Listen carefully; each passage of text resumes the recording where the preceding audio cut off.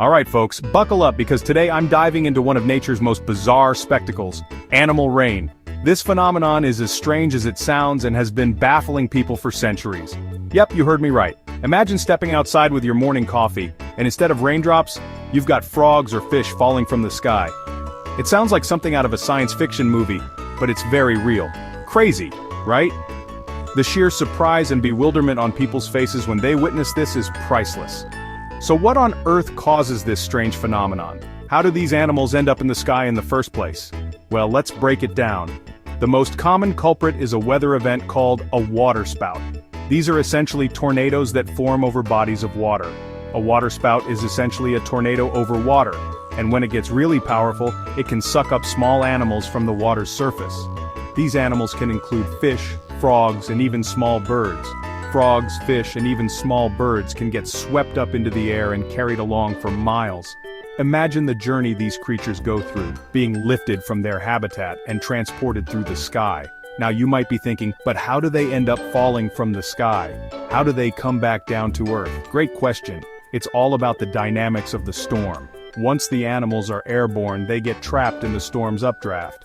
They ride along with the wind currents until the storm loses its energy or changes direction. This can take them far from their original location. When that happens, gravity takes over and down they come, raining onto unsuspecting neighborhoods. It's a dramatic end to their unexpected journey. But waterspouts aren't the only explanation. There are other weather phenomena that can cause animal rain. Sometimes strong winds from thunderstorms can pick up animals from the ground or water and transport them over long distances. These winds can act like mini vacuums, lifting the animals and carrying them until the wind speed drops. These winds act like mini vacuums, lifting the animals and carrying them until the wind speed drops. It's a fascinating process that shows just how powerful and unpredictable nature can be. This phenomenon has been documented throughout history. It's not just a modern occurrence. In 2005, villagers in Serbia reported a rain of frogs. Imagine the surprise and confusion of seeing frogs scattered all over the ground after a rainstorm. In 2010, residents of a small town in Australia experienced a downpour of fish. This event was so unusual that it made headlines around the world. And just last year, there were reports of crab rain in Japan. These events continue to amaze and puzzle people everywhere. So, is this dangerous? Not usually.